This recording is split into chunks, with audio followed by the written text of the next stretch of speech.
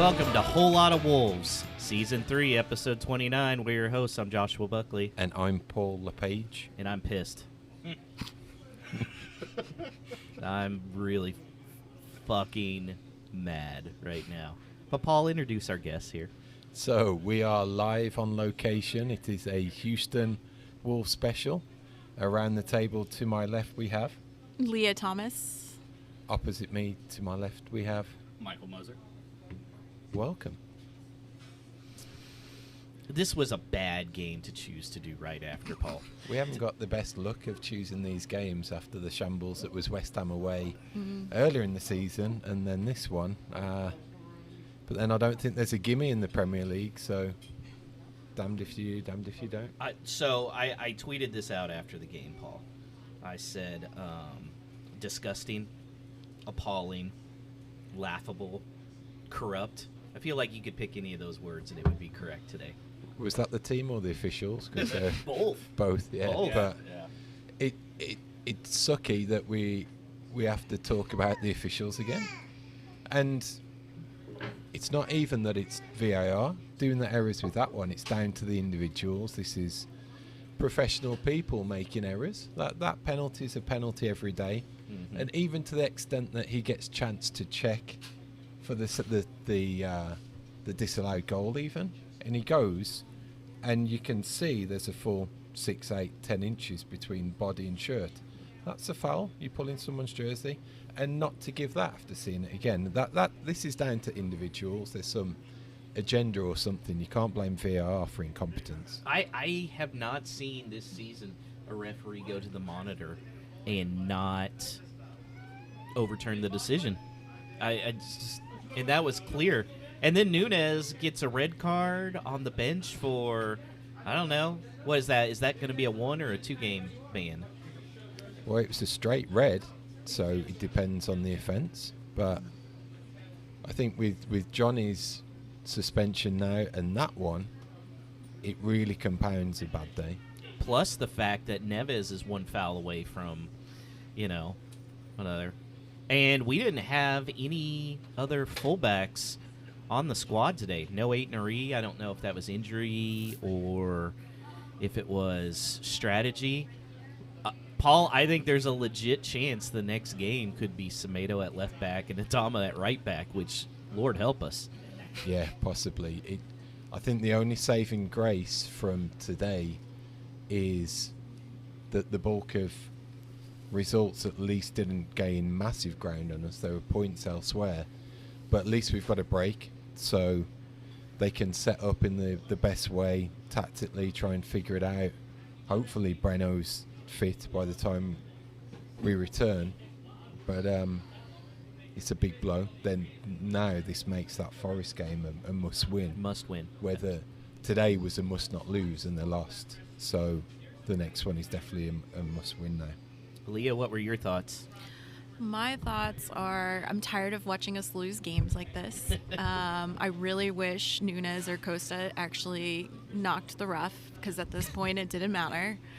And I don't understand. I've seen better refereed games in high school than I have the last handful of games. It doesn't make any sense. It seems like the script's been written, for lack of a better analogy, but it's just a sheer disappointment and anger. And Mike, we've been talking about this amongst ourselves the last couple of weeks. If this shit happened in the NFL, there would be huge uproar. I mean, because now you're starting to talk about there's gambling implications in this.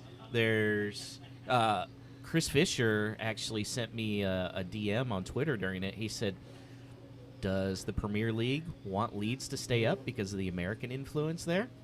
And, Wolves are just the downside. Something's up. This would not happen to this extreme. I could see one decision going bad, but now 3 in the last 2.5 months. This would not happen in America. No, not at all. If you look at it, I mean, just the amount of calls on this one game that either should have been called or shouldn't have been called. I mean, it was a wet pitch. That one foul that they called where he slipped on his own 2 feet, basically, and they called it.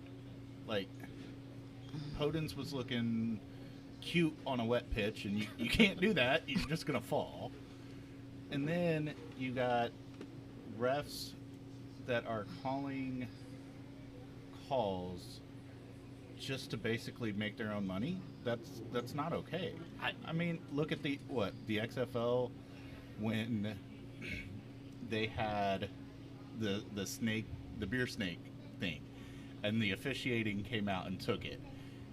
The crowd went ballistic on that. So much so that the XFL had to come back and say, okay, yes, you can have your beer snake cups. What's the Premier League gonna do? They're gonna issue another apology? Yeah, and they have gotten 2 apologies. Paul, I don't ever want to be somebody that blames officials, because the officials don't play the game. But it's really hard the last 2 games, because in soccer, when you're talking about 1 goal changes an entire game, it's hard not to see just horribleness. Even the momentum of this game, that it was a shocking start, let's not forget that, and our defence was probably the worst it's been under Lopetegui, but to have that opportunity when that penalty decision went against us, that is the types of things that shift momentum, and when you had the best of the play for the remainder of the half, you get back into the game with that goal, potential chance to build on it and get 3 points, where when you don't get it, you just constantly on the back foot, especially a goal down. So it does influence the game beyond that exact point. Yeah, I mean, it felt like in the first half, Wolves probably deserved to have the lead. Now, the second half, just the defending. And so I can't sit there and say, well, Wolves deserve 3 points out of this. They really didn't play well in the second half. But to really have a goal taken away, and then there at the end, even the commentators were like, oh, yeah, that's an easy foul. Referee goes to the monitor. Oh, he's going to see this, and then doesn't blow. Like, they were stunned. They're like, oh, yep, makes sense. They're calling it back, and then they're like, wait, what? I feel like we've heard this before, maybe last week. Yeah. Yeah, and they came out and offered an apology to Wolves. I'm sure we'll get one this week. Apologies don't equal points, though, does it? So you can have all the apologies in the world, but when you got millions of dollars on the line in terms of staying in the league, or those positions at 15th, 14th, all of the money changes on those positions, then that's what does the talking. So I don't even know what to say. Like, I thought the lineup was fine coming out. Obviously, I don't know. Podence is just all over the place. We've talked about this. I don't see a place for him on the team. Adama comes on as a sub, again, changes the game. That's clearly his role. But, yeah, I mean, I thought Lopetegui was calling the right stuff. It was just kind of brain farts by the players that allowed it. Leah, when we cut it to 3-2, did you think we were going to win? I did. Or at least draw. Get a point, yeah. Yeah, at least draw. But in general, like with the calling, we looked sleepy and slow for almost the whole game on top of that, so that didn't help. Mike, you think it was because of the rain? I mean, it could be, or it just could have been that, we like to play out of the back now, and I don't understand that at all. Yeah. Like, is that a Lopetegui thing, or is that we don't trust ourselves to attack? We don't have the attacking players? I mean, what is it that's causing us to play from the back? I think there's that one school of thought that you're trying to clear the ball, but when it doesn't stick, what's the point in playing from the back when that just gets broken down as well? So it's like they haven't yet figured it out based on what they want to do. And I think the playing out the back mentality is down to probably the way they want to set up, the way they want to retain the ball. But you can tell they get pressured, and you can tell that they feel it. And there was a couple of times today where Leeds pressed and forced them into an error. So how that's fixed with the players they've got at the moment, I don't know. But it probably needs some thought, just because of the worry that it sends through, probably pulsates through the team and the crowd.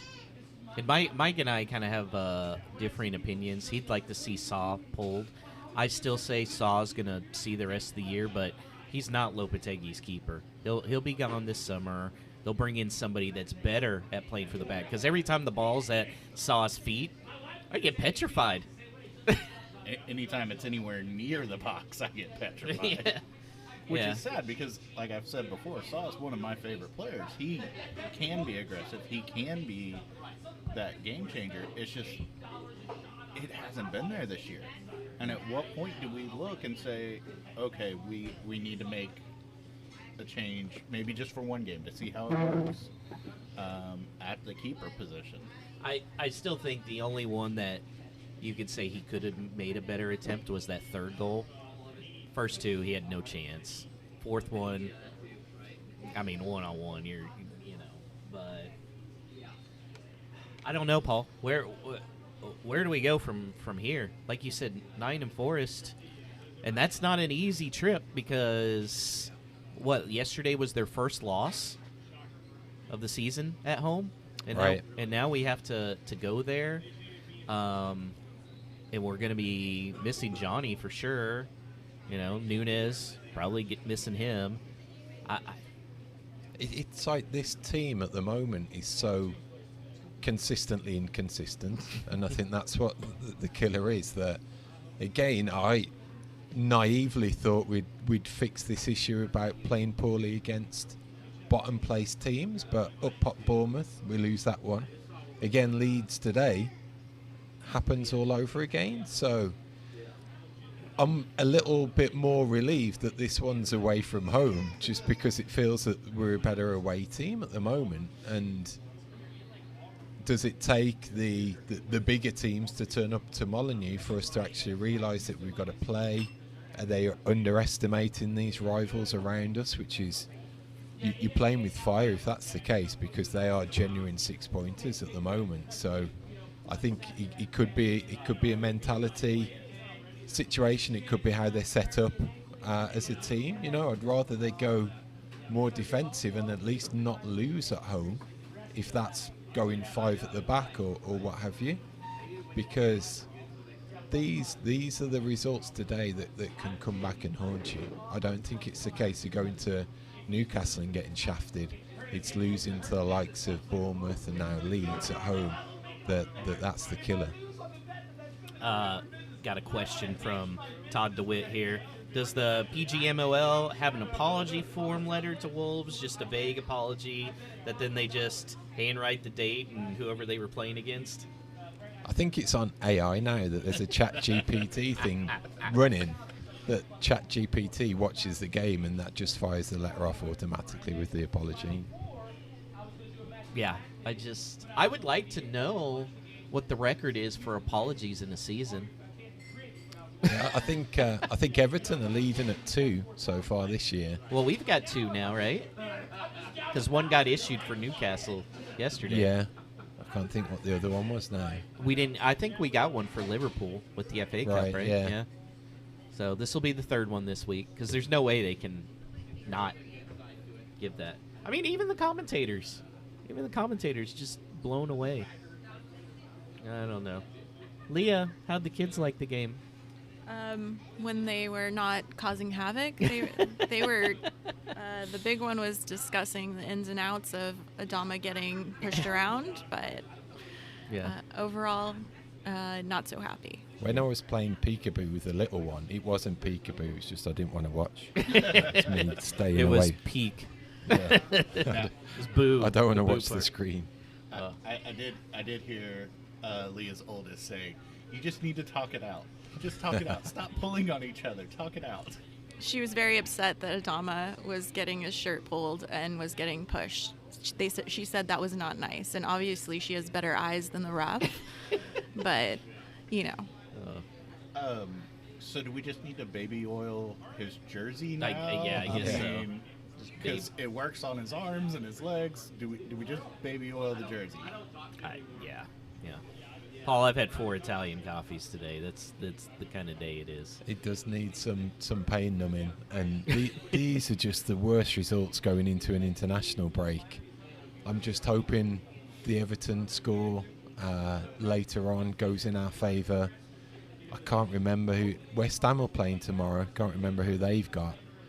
But after a result like that, it's just the case that you need the results to go in your favour even more than they've already done, and just to be again out of that relegation zone for another week and probably some daylight between 17th and wherever we end up.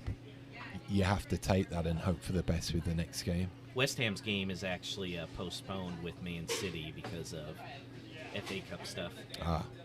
So, I mean, that gets a little concerning then too, because you're talking about West Ham's going to have 2 games in hand. 2 games in hand. I mean, right now, Wolves are 3-point clear. Here's the thing: Wolves are still in 13th. Yeah. I mean, Leeds didn't pass them. What concerned me, especially that last goal that was done, we need to start thinking about goal differential too.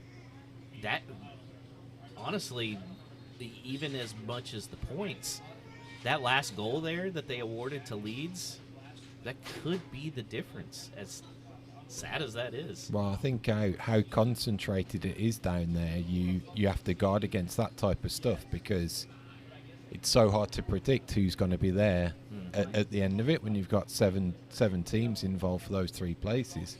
Who's it going to come down to? You know, it seems so easy that you could have got pretty much all away from it with a win today and a win against Forest. You're pretty home and dry. Now it's just you've got that nagging fear that you're going to be involved in it all the way down to the last game, which would be horrible. Yeah, and I mean, Wolves right now sitting on minus 19 goal differential. Everton minus 18 goal differential. Ooh. And we have to play at Arsenal, right? Is it at Arsenal in the season finale? Yeah, at Arsenal. They may be needing to win, or at least get a point to win the title. That's not a good place. Not a good place.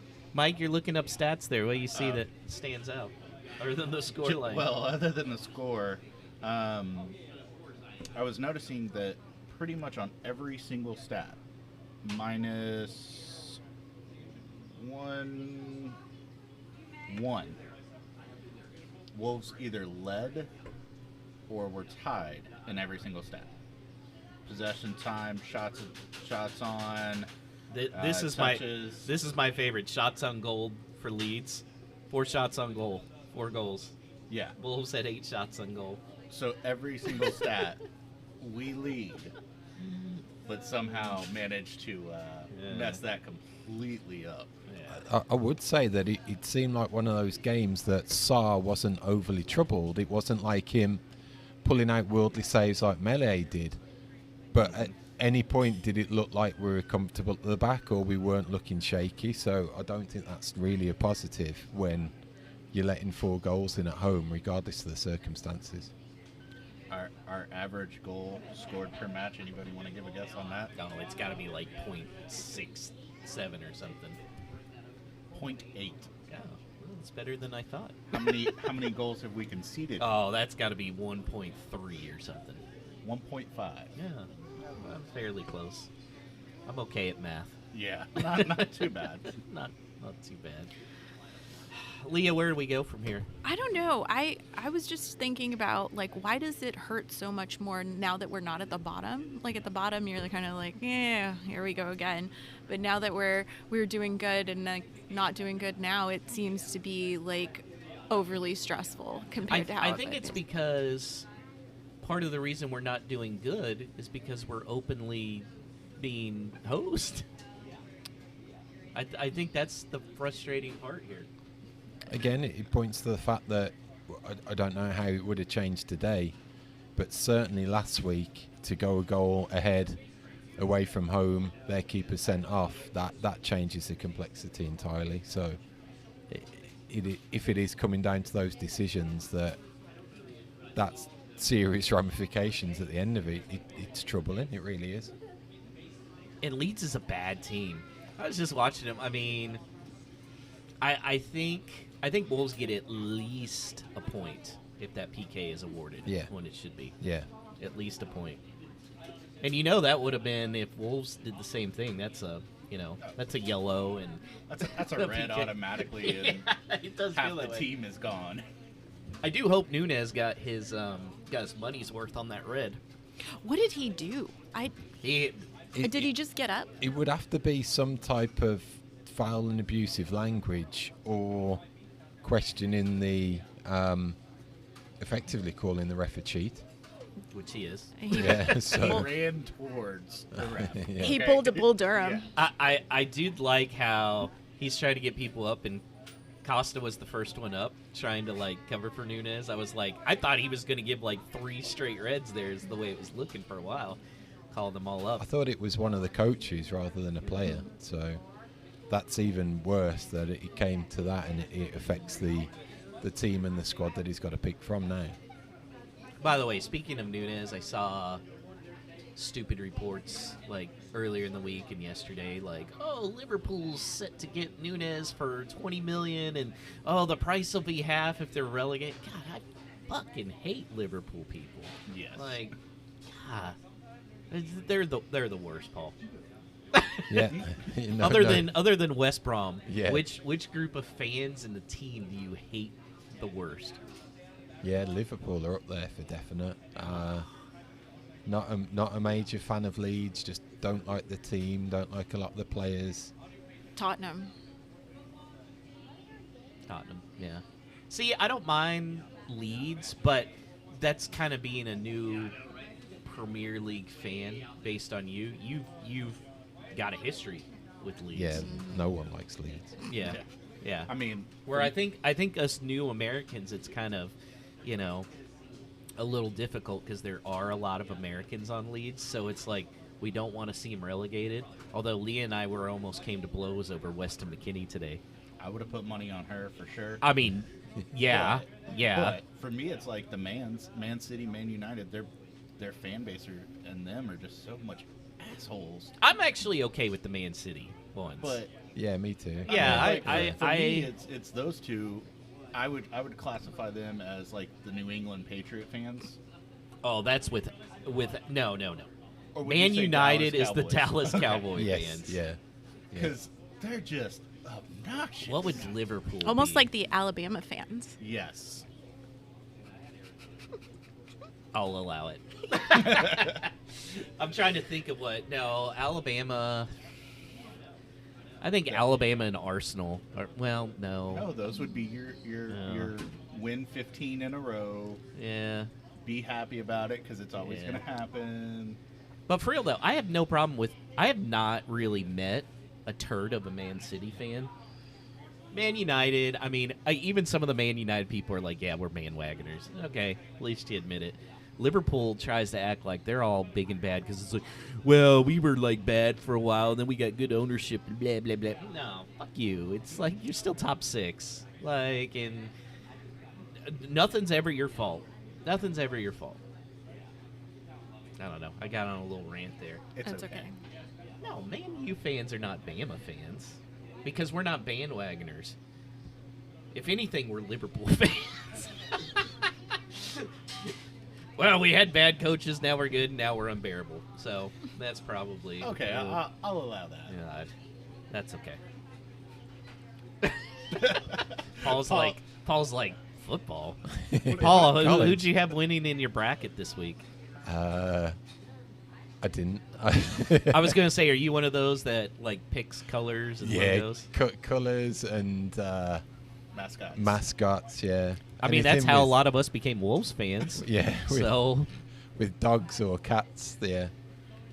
Yeah, Cougars. Yeah, let's go for U of H just because they've got some type of cat. Yeah, we'll take them. And they're local. Which logo would win in a fight? A cougar or wolf. Yeah. I'll bet you'll never guess who I have winning it all in my bracket. No. Liverpool. Now, I will bring up one of my new stupid questions that I was thinking of while I was driving around, and after Josh told me that I could be on here. If you had to put the EPL in an NCAA style March Madness tournament, Ooh, I like where this is going. who would be the brackets? Where would the brackets be, and who would you have winning? Well, so what? There's 20 teams. Is it seeds? Yeah. So seeds. Well, so probably some of those would have to be play-in games to make it work, since there's 20 teams. I'd say, Arsenal would be a 1 seed. Man City would be, however you want to break down the bracket, a 1 or a 2 seed. That'd be interesting, though. Would you divide them up by like the Midlands, and then like the Yeah, South? where the little things were at. Oh, here goes Paul's face. Oh, Yeah, no, Like, I'm trying to figure it out. I'm trying to see how it all can compete like, because you together. could just go straight down the standings and 1 do it. versus 20, 2 Yeah. versus Yeah. 19, yeah. Yeah, But who would you have winning it? I still think. Who would be your champions? Well, mine would be a question back to you in terms of how many times does the 1 or 2 seed win it? Because Same exact as the NCAA. You play one, you're out. Yeah. You lose, you're out. yeah, So And then it would have to go to PKs if it Yep. was a draw. and what So- happens? What happens in terms of home and away as well? Because don't all these Neutral. games now They're all go neutral. Yeah, yeah. So who would be your playing for the championship, and who would win? I still think the top 2 teams are Arsenal and Man City. I don't think that's close. So who wins? Arsenal. I like. I don't know, because Man City has the 2 best players. Arsenal has the best team. It's gonna be close. I think it's one of those teams that it's never the favourite, so it's more of a 4 to 7 in the tables that potentially win it. I'd say Spurs. Well, Spurs. no matter who wins, we would have pooped the bed like the Aggies did. Wolves would be. Let's see. I think. Well, it depends on who's picking it. If the officials are picking it, Wolves would be like a 14 or 15 seed. Oh, at least. And then we'd get annihilated in the first round on some crap. Even though it would be at home, they'd throw us a bone, have it at Molyneux, and then just. Okay, next no stupid question is from our friend Todd, who always comes up with a good one. So he asks, is cereal soup or dessert? Mike, are you a cereal connoisseur? I'm not. Okay. I don't really eat breakfast as it is, but I would say neither. I agree. I Well, mean, what would you call it? What would you classify it as? I don't know, because I think it's not a dessert. no, it's just cereal. Yeah. Here's a question: cereal then milk, or milk then cereal? Cereal than milk. Cereal then milk. Yeah. That's what I am too. Some And then people you- will fight you to the death on And that. then you dump more Cinnamon Toast Crunch on top once you finish the first bowl. You know what's funny, Paul? I have an extreme sweet tooth. Except then when it comes to cereal, I will be all about some granola or shredded wheat. It makes no sense. I think So in that case, I would say soup. I'm going soup based on the fact that it's the first meal of the day, effectively, is breakfast. And what would you have before having cereal to make it a dessert? So it's a soup. It's the main course of someone's breakfast. So that means it's a soup. Okay, so does that disallow it from having it for dinner? Yeah. What kind of cereal is the best in England? Do they have like the Frosted Flakes? We got the Frosted Flakes, Cocoa Pops, all of that type of stuff. I think England and Europe, they draw a line under all that crap that goes into Fruity Pebbles and stuff, because all of those chemicals are banned based on brain cancer and stuff. So Here's Yeah. the other question I have: What different types of milk, because over here, we have vitamin D, 2%, 1% skim. Same. Yeah. Don't forget the almond, the silk. That's not milk, that's juice. Yeah. Hey, people count it as milk. No. Especially the My dad and I lactose have had this intolerant. conversation a lot because he agrees. Hey, the lactose intolerant. You people, can't milk an almond. Almonds have no teats. It is juice, almond juice. I'm just saying that's for people that can't have milk. It is their. By the way, did you know that there is something called platypus milk? You know what platypus milk is? It's platypus sweat, and they're using it to as how disturbed is the first person that licks a fucking platypus and says, this might cure cancer? I will put $1 billion down and say they were from Alabama. No, we ain't got platypuses in Alabama. Y'all would see it at a zoo and go, If "Ooh." anything, it would be somebody that had England ties because of the fact of it's in Australia is where the platypus normally Hey, is. I say y'all brought it over.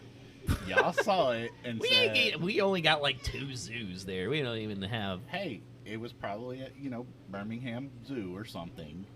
And y'all went in there and said, I wonder if it tastes as good as it looks because y'all eat all kinds of stuff. Hey, Stu brought up something about hedgehogs. You got to explain this to me, Paul. Yeah, so on Twitter, it was the context of, what was it now? Food. It was the pineapple on pizza. Yeah, pineapple on pizza, and then it was mentioned about a hedgehog with cheese and pineapple. So you would think that is physically a hedgehog, i.e. the living beast, but it's not. It's just like effectively a big piece of silver foil, I think, pretty much, that's got those cocktail sticks jabbed into it with the cheese and the pineapple. And sometimes there's a little pickled onion as well. So they'd be sticking into this big ball of silver foil, so it looks like a hedgehog. But if you did read, Leah's face is great. if you did say, are you going to bring the hedgehog as potluck, or am I? It would get some pretty weird looks. Yeah. I thought it was funny. You said, I'm waiting for the y'all kill hedgehogs over there. So, of course, I had to say, y'all kill hedgehogs over there? Leah, are you a pineapple on pizza person? Not really. I don't like sweets with my savory, but I mean, I'll eat it. That's why you have to go the jalapenos and the pineapples together. Pineapples are not allowed anywhere near anything, and they should all be destroyed, okay? He also hates coconut. I do. Oh no, I love pineapple, but not on pizza. He would die in like half a day on a deserted island. Probably. My wife's friend made some cookies for us, and she brought them home, and my wife was like, here, try one. I took one bite, and I said, what the hell's wrong with this cookie? She's like, what do you mean? I said, there's something wrong with this cookie. She's like, no, there's not. I pulled out a chunk of coconut, probably 3 inches long, and she's like, how did you know? I didn't even tell you. I was like, nope, I know. I don't like it. You can't force me to eat it. Paul, speaking of deserted islands, which Wolves player, if they were on a deserted island, like, have you ever watched that show Alone? No. Okay, so they like throw them like in a Canada way up north, like right before winter, and they're all separated, so they're just by themselves. If they did that with all the Wolves players, so they're by themselves, who lasts the longest? The old man. You think Moutinho? Mm-hmm. Okay. He's the only one that has the smarts to figure it out. I like that. Paul, you know? I'm thinking. Podence would last like half a day. Raul wouldn't last long because he's not used to the climate. I'm going Neves. I'm going leadership. I'm going. He's a thinking man. He thinks like he plays with the celebration. So I think he'd figure it out. I would have to go with the old man as well. I mean, Yeah. I think you he'd can't know go how to wrong. pace Yeah. himself and everything. See, I think Costa would come in as an early favorite because he's like, I'm going to kill a fucking elk. And then he'd just spend all of his time trying to do that and then be out of energy and realize he doesn't have a shelter. And Adama would run out of baby oil, so he would just keep running. Oh, Adama wouldn't last long there. He yeah. No, Adama would like fall over a rock and like sprain his ankle or No, something. that's Potence. Okay, it would be wet. He would fall down. Yeah, looking for the foul. Yeah. Oh, I'm by myself. Who would be the best fisher, you think? Somebody with patience. None of them. Neves, I guess. Neves, I could see him being a good fisher. Yeah. Who would last on this alone trip out of the four of us? So, I don't want to brag, but I did get my wilderness survival merit badge when I was in Boy Scouts. So you would be the first to go. Exactly. No. I think I'd win. Yeah, I agree. I think Paul maybe. I would outlast you two for sure. Oh, I hate wouldn't. the cold. Yeah, I hate the cold. I can't kill stuff. I can't cook very well. I wouldn't be able to like eat raw meat or anything. So See, I would struggle on like creating the snares and stuff.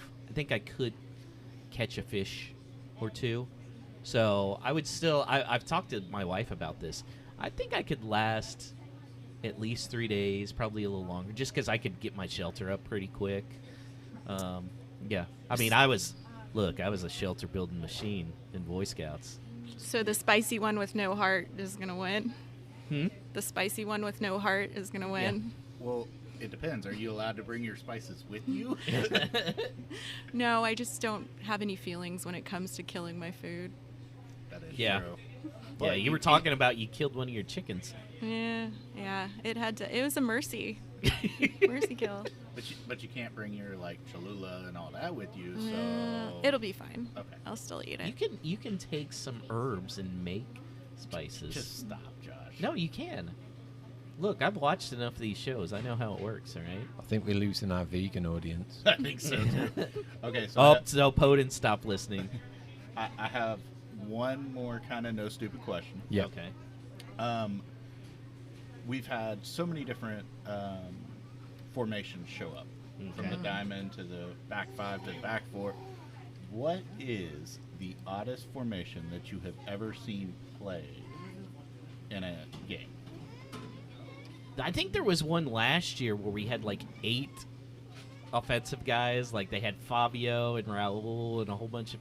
I can't remember which game it was, but Bruno just kept bringing on offensive players. You remember that game? It did go to a 5. I think it was like something like 5-3-2. Yeah. And there was just two defenders. Yeah. So yeah, I think as the formations evolve during the game, they can get pretty crazy that way. But I'll probably go back to that 5-3-2 away versus West Ham when he thought Neves would be the centre back. So that was crazy. Yeah, that was a bit rough. I got a good question, guys. Okay. So, who's scarier? Wet, super angry J-Lo or Nuno anytime?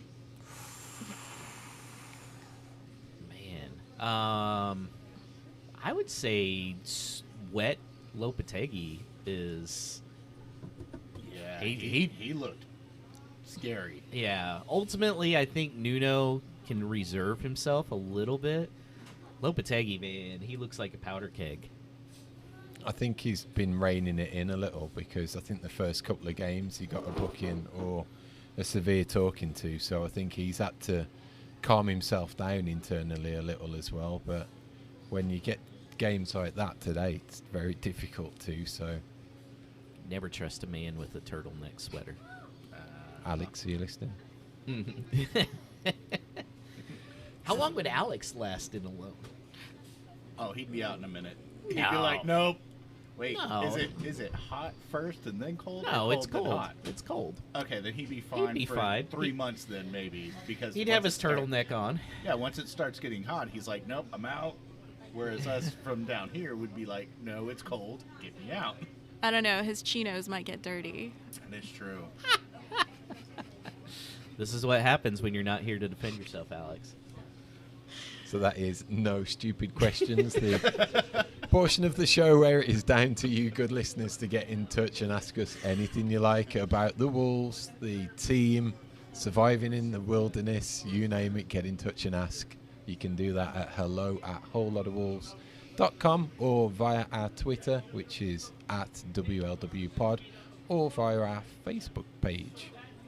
I feel like with the last few results, we've had to really go off the rails with some of our topics to make it entertaining for the loyal listeners who are listening to some of these. The losses are pretty painful to pick yourself up off the floor and talk about it, and especially within an hour of that game ending that we're talking about it is tricky. There were tears today.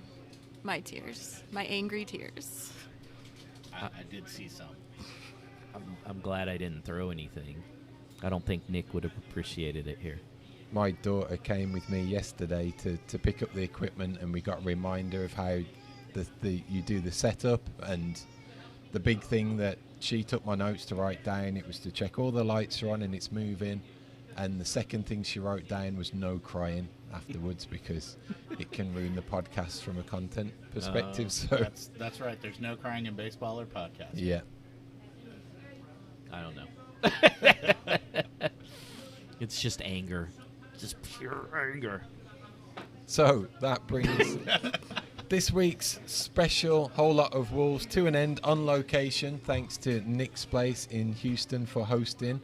Thanks to Mark LaCour from the Oil and Gas Global Network for supplying the equipment. If you are in that industry, definitely look Mark up. He's got a wonderful selection of podcasts for every theme and topic within oil and gas, so he's the go-to resource when it comes to all of that. Thanks to Alex producing in New York. We will be back in a week's time after the international break to preview what now is a must-win game away at Nottingham Forest on Saturday, April the 1st. So in the meantime, pick yourselves up off the floor, stop the tears, and up the mighty Wolves.